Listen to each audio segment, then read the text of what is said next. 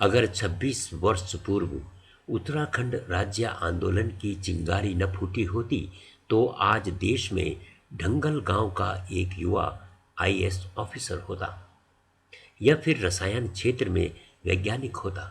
और अगर वो युवा आईएएस या वैज्ञानिक बन जाता तो समाज एक ऐसे वक्तव्य से सीधे तौर पर वंचित रह जाता जो आज एक उदार समाज सेवी व छात्रों का हितैषी व युवाओं का प्रेरणा स्रोत है। यहाँ बात उत्तराखंड के पौड़ी गढ़वाल जिले के धुमाकोट तहसील के एक युवा रघुवीर बिष्ट की हो रही है। रघुवीर बिष्ट, जिसने मात्र 25 वर्ष की अवस्था में गाजियाबाद में जमीन व भवन बनाकर अपना स्कूल स्थापित कर दिया था।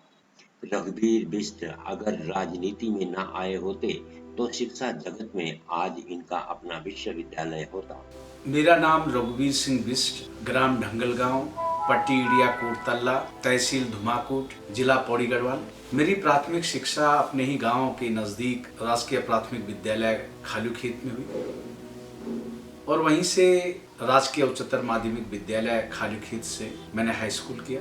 नजदीक इंटरमीडिएट कॉलेज न होने के कारण मैंने 11वीं और 12वीं जनता इंटर कॉलेज अंदरौली से की। जब मैं 7वीं क्लास में था, मेरे पिताजी जो गाजियाबाद में यूनिकेम लैबोरेटरीज लिमिटेड में कार्यरत थे, उनकी अत्यंत तबियत खराब होने के कारण मेरी माँ को भी गाजियाबाद जाना पड़ा और चूंकि मैं बीच में पढ़ाई नहीं छोड़ सकता था इसलिए मैं गाँव में ही रहा। जनता इंटर कॉलेज अंदरौली में 11वीं-12वीं में एडमिशन लेना मेरे जीवन का एक टर्निंग पॉइंट था। मेरे दूर के मामा जी स्वनाम धन्य श्री हरिनाम सिंह भारती जी जो वहाँ प्रधानाचार्य थे, पूरे हमारे विकास खंड में वो नकल विरोधी प्रधानाचार्य के रूप में विख्यात थे। और जब हमारा हाई स्कूल का सेंटर जनता इंटर कॉलेज अंदरौली में पड़ा तो मैं वहीं पे एक छात्रावास था, मुझे छात्रावास में रहने की अनुमति दी और जब उन्होंने मेरे अंदर तल्लीनता लगनता देखी तो उन्होंने मुझे कहा कि 11वीं-12वीं में तुम यहीं एडमिशन लो। जबकि मेरे पिताजी और माताजी का बड़ा दबाव था, क्योंकि मैं अकेला था घर में, तो उनका दबाव था कि गाजियाबाद पढ़ने आ जाओ। मैं जानता था कि अगर मैं गाजियाबाद पढ़ने जाऊंगा तो जब मैं 11वीं-12वीं में जाऊंगा तो वहाँ फिजिक्स हो गया, केमिस्ट्री हो गया, बायोलॉजी हो गए, इनके ट्यूशन्स के लिए मेरे पास इतना पैसा नहीं था, हमारे परिवार के पास इतना पैसा नहीं था कि मैं ट्यूशन्स कर सकूं। और वहाँ उस समय मान्यता थी कि गवर्नमेंट स्कूल में प्रैक्टिकल्स में केवल अध्यापक उन्हीं विद्यार्थियों को अच्छे मार्क्स देते थे जो उनसे ट्यूशन्स पढ़ते थे। तो मैंने एक दृढ़ निश्चय लिया कि मैं जनता इंटर कॉलेज अंदरौली में ही 11वीं-12वीं की पढ़ाई करूंगा। मेरे पिताजी की तबीयत अत्यंत खराब रहती थी, मेरी माँ ने भी बहुत संघर्ष किया। गांव की भोली भाली महिला जिसने अपना परिवार, उनके लिए दवाई भी लाती थी, घर का सामान भी लाती थी। मैं अकेला ही जनता इंटर कॉलेज अंदरौली में अध्ययन कर रहा था। तो उस समय वो मुझे 200 रुपये मनी ऑर्डर गाजियाबाद से बड़ी मुश्किल से भेज पाते थे। 1990 में कक्षा 11 में छात्र रघुवीर बिष्ट ने दाखिला लिया।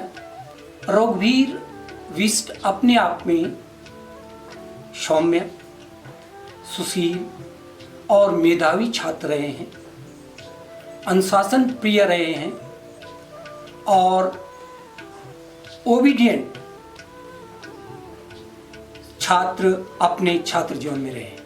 हमारे विकास खंड नैंडाना में कोई आसपास डिग्री कॉलेज न होने के कारण न चाहते हुए भी मुझे उच्च शिक्षा के लिए गाजियाबाद जाना पड़ा।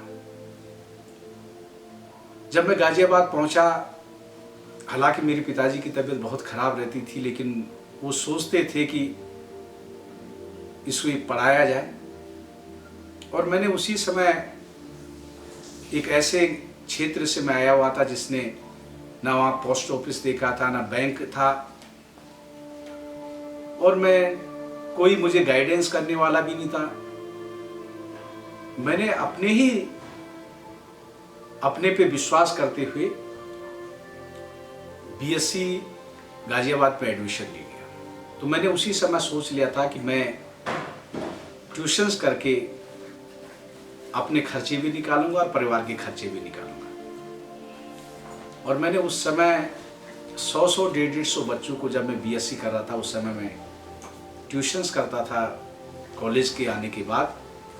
उस दौरान एनसीआर क्षेत्र में भी उत्तराखंड युवा संघर्ष समिति राज्य निर्माण के लिए बनाई गई थी। उस गाजियाबाद में मैं उस युवा संगठन का अध्यक्ष था। गाजियाबाद के विभिन्न इलाकों में जा कर के हम उत्तराखंड राज्य की अलग जगाने के लिए प्रदर्शन करते थे, धरना देते थे। और बाद में उत्तराखंड राज्य आंदोलन में अपना पूरा समय फिर वहाँ देने लगा। उत्तराखंड राज्य आंदोलन अपने चरम सीमा पे था और एक जागरूक छात्र होने के नाते उस आंदोलन ने मुझे भी उद्वेलित किया। मैं एक अंतर्मुखी छात्र था और मेरे व्यक्तित्व को निखारने में मेरे एक परम मित्र जो मेरे कॉलेज के सहपाठी थे, mister Pankaj Jha, assistant income tax commissioner थे, उसने मेरे व्यक्तित्व को निखारने में बहुत महत्वपूर्ण भूमिका निभाई थी। उस दौरान मैं अपने क्षेत्र के नैनारा विकास क्षेत्र के अनेक राजकीय और जनता इंटर कॉलेजों में गया, जहां पृथक उत्तराखंड राज्य आंदोलन के लिए अपनी आवाज़ बुलंद छात्रों से करवाता था। और उस दौरान पर्वतीय गांधी के नाम से विख्यात इंद्रमणि बडोनी जी भी हमारे धुमाकोट में आए थे। मुझे उनके सभा में संबोधित करने का भी सुअवसर प्राप्त हुआ। शुरुआत में राजनीति में अब पॉलिटिकल में इंटर जो बी आर टंडन जो दिल्ली कमिश्नर था, एमसीबी कमिश्नर था, वो था मन अमूली जो जंतर मंतर में एक बार बी आर टंडन जी ने जो धरना रखी तिवारी कांग्रेस सतपाल महाराज जी में लोग भाषण दिया। महाराज जी बहुत ज्यादा प्रभावित हुई और मिदा पर चुनाव प्रचार में दगड़ गई 1996 राज्य नहीं तो चुनाव नहीं। वही टाइम पर वो तिवारी कांग्रेस बैठी चुनाव लड़चा, मेरा जगह जगह मुख्य निर्वाचन यार बबर शेर मेरा भाषण दिलाना चाहिए। और संयोग भी इन रहा कि वही टाइम पर चुनाव जीती। जब चुनाव जीती तो रेल मंत्री भी बनी, वित्त मंत्री बनी, और रेल मंत्री वित्त मंत्री उन विधा पर पर्सनल स्टाफ मिला। वो एक बार जो 2000 में जो राज्य बन गया हमारा। अब राज्य बन गया तो एक बार जो बात हुआ कि भाई चुनाव लड़ू। अब धुमाकोट एक विधानसभा नई विधानसभा बन चाहते कई लोग बैठे चुनाव लड़ू, तो उन मिखनवाल की भाई रघुवीर बता या तो तू लड़ या कह है का नाम बता। तो मेरे दिमाग में बात आ जाए कि भाई एक हमारे क्षेत्र के lieutenant general TPS Rawat ji थी, पिताजी की दादाजी भी अपर क्षेत्र का बहुत लोग था जो मसूरी विद्युत विभाग में रोजगार दिया। जब वो डीजी आसाम रायफल से तो अपर क्षेत्र में जो भर्ती रखा गढ़ केवल आसाम रायफल गौली खाल हो गया, बगनी खाल हो गया, धुमाकोट हो गया। तो मिल महाराज जी समझ एक सुझाव रक्षा मिल और महाराज जी जनरल साहब जी हमारे टीपीएस रावत जी उन बहुत क्षेत्र में भर्ती करा। हूँ पूर्वजों बहुत बड़ो समाज सेवा के इतिहास से मिलवाल अगर हूँ था जो आप कैंडिडेट बना दी तो मिलवाल एक तो जो आप कैंडिडेट मिल जाला बढ़िया जो सेवर जो जीत पक्की है। और दूसरे मिलवाल जनरल खंडूरी जी जो बीजेपी मेजर जनरल रैंक वो से एक बड़ पद रैंक लेफ्टिनेंट जनरल अगर कांग्रेस में आ जाती तो कांग्रेस में जो पूर्व सैनिकों वर्षों से बढ़ जाला आप तो एक सिरे चल जाओ। तो ये कारण जो महाराज जी वाल यार तुम बात तो सही बोलो। अब वो था जो वक्त ले आओ वाल करके पंजाब बाग में घर पर। तो मेरा अगर सुरेंद्र भाई साहब जी चाहिए गाजियाबाद में वो मेरा अभिभावक का रूप में भी छाया वक्त तो उनका दूर का रिश्तेदार भी लगा रहा था। हम दुई जना वो ठीक है जनरल साहब पास गो और जनरल साहब तक भी ताई जी तक ले भी हम महाराज जी के पास है कि सबसे पहले जब जनरल साहब जो 2002 विधायक चुन गई तो हम तो पूरे विश्वास है कि वो मंत्री बनो। जब 2002 में अखिल भारतीय राष्ट्रीय कांग्रेस से जनरल टीपीएस रावत जी उस क्षेत्र से विधायक चुने गए तो 2000 पहले से विकास खंड रेखनी खाल की जितनी मुख्य सड़कें थी, चाहे वो चकुलिया खाल से लेकर के रेखनी खाल रहा हो, चाहे वो ढौटियाल से लेकर के रथवा ढाब मोटर मार्ग हो, चाहे रथवा ढाब से लेकर के गाड़ी पुल होते हुए रेखनी खाल मोटर मार्ग रही हो, और चाहे रेखनी खाल से बीरू खाल मोटर मार्ग रही। ये मुख्य मेन सड़कें थी।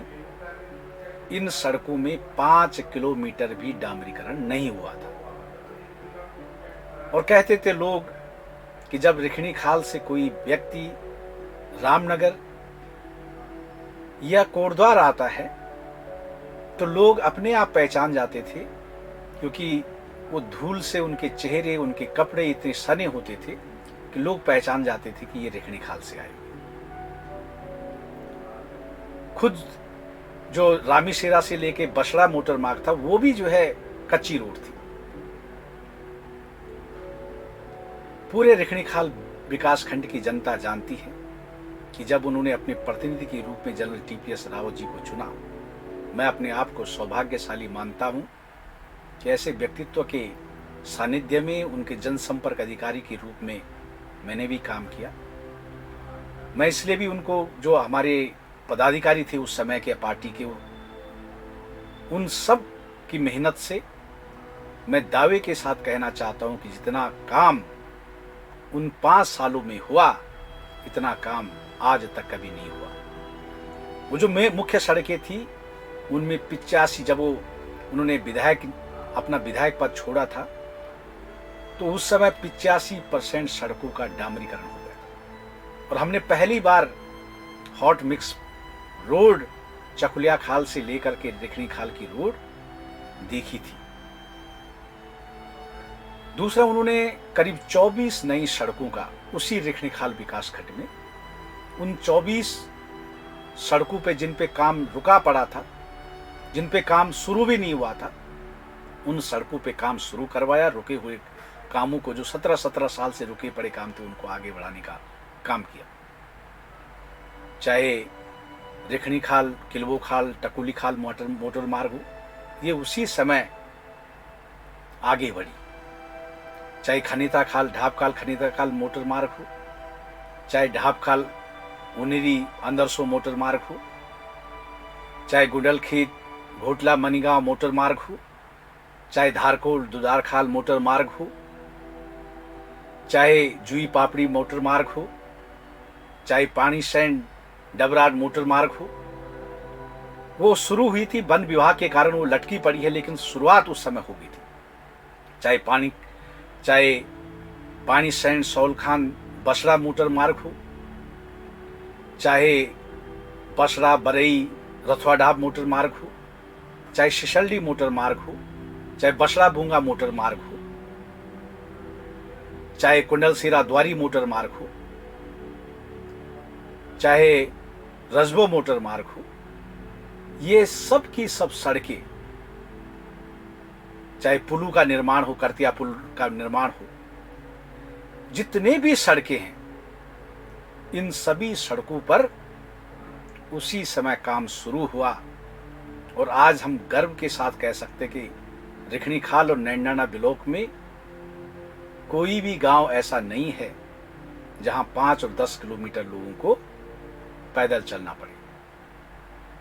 दूसरा, रिखणीखाल में जो सबसे बड़ी समस्या थी वो पानी की थी, और उसी कार्यकाल में, जनरल टीपीएस राव जी के कार्यकाल में, चाहे अंदरसों पेयजल योजना हो, चाहे हिंदी पेयजल योजना हो,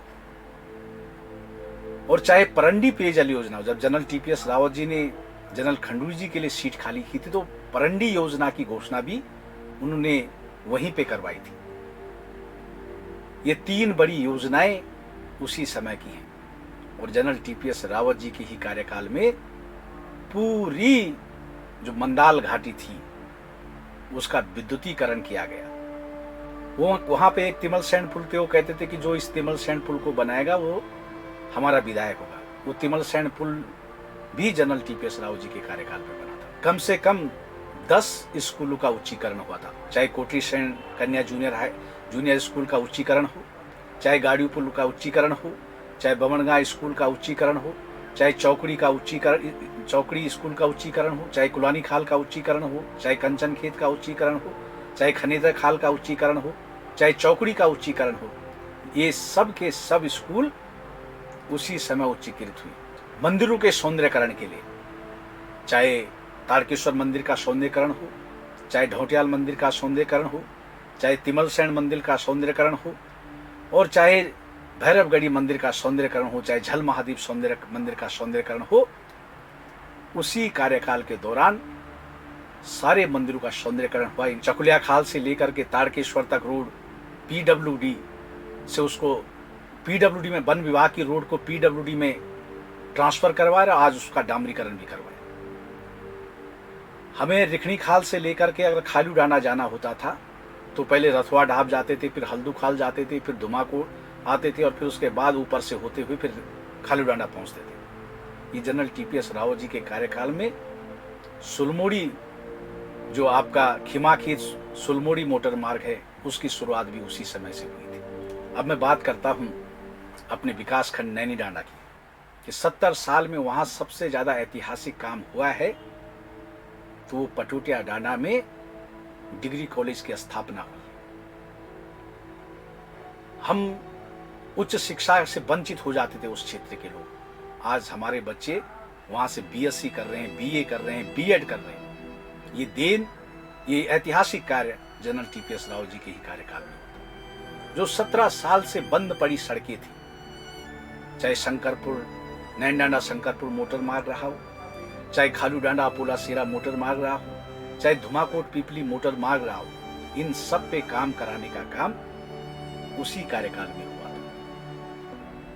जब जनरल टीपीएस रावत जी ने जनरल खंडूरी की सीट खाली की तो जो सबसे दूरस्थ क्षेत्र था चैड़ चैवड़, वो सड़क भी दंडार में जनरल टीपीएस रावत जी के कार्यकाल में उस सड़क का शिलान्यास हुआ था और जनरल खंडूरी के कार्यकाल में उस सड़क चैड़ चैवड़ा तक पहुंची थी।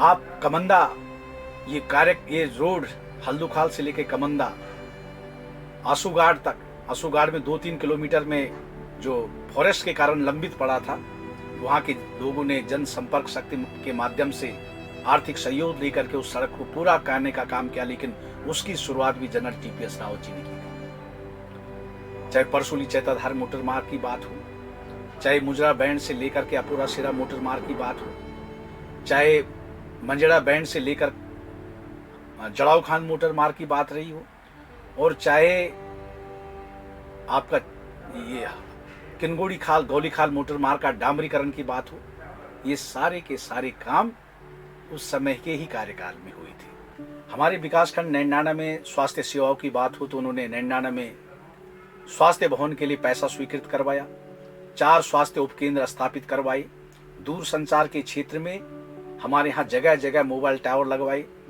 और धुमाकोट पेयजल योजना बनवाई। धुमाकोट इंटर कॉलेज में जो भवन जीर्ण शीर्ण हो गया था, एक पूरा भवन, उसके नव निर्माण में धन स्वीकृत करवाया। विकास के तमाम कार्य में जो है रघुवीर ने जो है बड़ी मदद करी और उनके बहुत अच्छे जो है सुझाव रहे, जिसके कारण जो है हम अपने क्षेत्र में जो है बहुत विकास जो है वो कर पाए। मैं समझता हूँ कि इतना विकास जो है वो आज तक जो है कभी हमारे क्षेत्र में नहीं हुआ, जो कि जो है मेरे कार्यकाल में रघुवीर विश्व की मदद से जो है करने का जो है मेरे को जो है अवसर जो है वो प्राप्त हुआ। रघुवीर बिष्ट आज उत्तराखंड की उच्च शिरोमणियों की सूची में है। वो आज संस्कृति, इतिहास, आध्यात्म और राजनीति के प्रखर प्रवक्ता माने जाते हैं। कि रावी की रवानी बदलेगी, सतलज का मुहाना बदलेगा, गर्जोश तेरे होश राहे तस्वीर का जामा बदलेगा। बेजार न हो, बेजार न हो, ये सारा फसाना बदलेगा। कुछ तुम बदलो, कुछ हम बदले, तुमको ये जमाना बदलेगा। रघुवीर बिष्ट गरीब बच्चों के बीच में अपना जन्मदिन मनाते हैं, गरीब कन्याओं का विवाह करवाते हैं, प्रतिभाओं को सम्मान देते हैं, उस हर व्यक्ति की वो मदद करते हैं जिसे मदद की जरूरत होती है। वो हवा बनकर खुशियों का संदेश फैलाते हैं, सूखी जमीन पर बादल बनकर बरस जाते हैं। वो उपलब्धियों के बहते दरिया हैं, वो ज्ञान के सागर हैं। सब कुछ हासिल करने के बाद भी वो कहते हैं कि अभी तो और मंजिलें तय करनी बाकी है। इच्छा है इस जन्मभूमि पर सत सत बार जन्म ले हम, सत सत बार इसी सेवा में जीवन अर्पण कर दे हम। भाइयों, बहनों, बुजुर्गों, नौजवान साथियों, संस्कृति किसी राष्ट्र की रीढ़ की हड्डी होती है। Culture is the backbone of nation. जिस प्रकार रीढ़ की हड्डी के बगैर मनुष्य का जीवन व्यर्थ है, उस प्रकार संस्कृति के बगैर भी राष्ट्र की कल्पना व्यर्थ है। ये संस्कृति हमें पहचान कराती है देवभूमि उत्तराखंड की, और हम तो अपने आप को गौरवान्वित महसूस करते हैं कि भारतीय संस्कृति का उद्गम देवभूमि उत्तराखंड से हुआ है। यहाँ के ऋषि मुनियों ने हिमालय की कंदराओं में जाकर के पूरे विश्व के लिए कामना की है कि सर्वे भवन्तु सुखिनः, सर्वे सन्तु निरामया, सर्वे भद्राणि पश्यन्तु मा कश्चित् दुःखभाग् भवेत्।